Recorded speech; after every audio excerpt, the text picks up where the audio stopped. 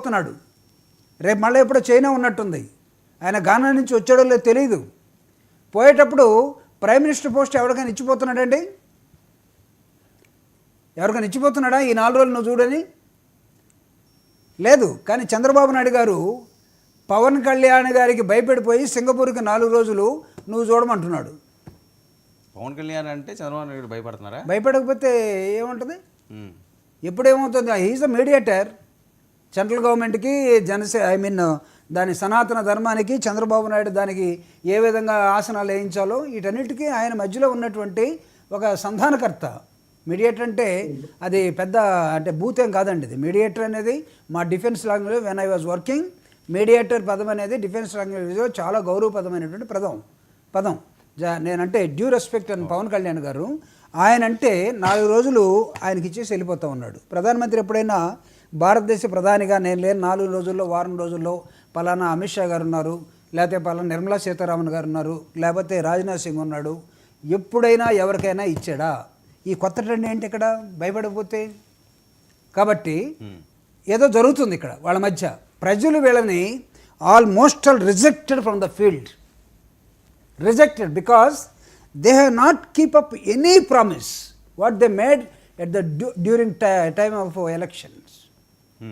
కాబట్టి వాళ్ళు పలసన పడుతున్న నేపథ్యంలో లీడర్షిప్ కానీ ఎమ్మెల్యేలు కానీ మీరు అడిగినట్టు సర్వేలు, మీ సర్వేలు బయట నుంచి చేసే సర్వేలు 164 మంది కాదు. చంద్రబాబు నాయుడు గారికి క్లియర్గా తెలుసు ఎంతమంది రిజెక్ట్ కాబోతున్నారో, ఎంతమంది ప్రజల దగ్గరికి పోలేకపోతున్నారో. కారణం వాళ్ళు కాదండి, కారణం వాళ్ళు కాదు, గెలిచారు. కారణం చంద్రబాబు నాయుడు గారు ఇఫ్ ఇట్ ఈస్ పాసిబుల్ ఆయన రియల్ లీడర్ అయితే he has to shoulder all the responsibilities. He made the promises, not the MLAs. ఆయన ప్రామిసులు చేసి ఆయన ఇప్పుడు నాకేం అర్థం కావట్లేదు, ఆంధ్రప్రదేశ్ బడ్జెట్ చాలా కష్టంగా ఉంది, దయచేసి మీరు కూడా అర్థం చేసుకోండి, నాకు ఎవడు అప్పు పుట్టడం లేదు, నాకు ఎవరు నా దగ్గరికి ఇండస్ట్రీస్ రావట్లేదు, రావాలంటే జగన్మోహన్ రెడ్డి ఉండకూడదు, జగన్మోహన్ రెడ్డి గారు ఉండకుండా ఉంటే వీళ్ళకి ఇన్వెస్ట్మెంట్లు వస్తాయట.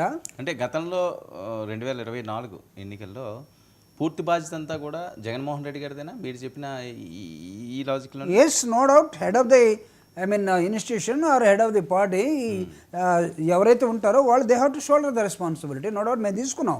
జగన్ చెప్పాడు కదా నాది బాధ్యత అని. మీరు ఎందుకు చెప్పలేకపోతున్నారు? నేను అడుగుతున్నా.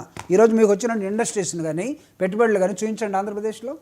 వీటన్నిటికీ మీరేం చేస్తున్నారు? జగన్మోహన్ రెడ్డి గారి కారణం అంటున్నారు. కానీ మీరేం చేస్తున్నారు? జగన్మోహన్ రెడ్డి గారి కారణం ఏంటంటే లా అండ్ ఆర్డర్ లేదు.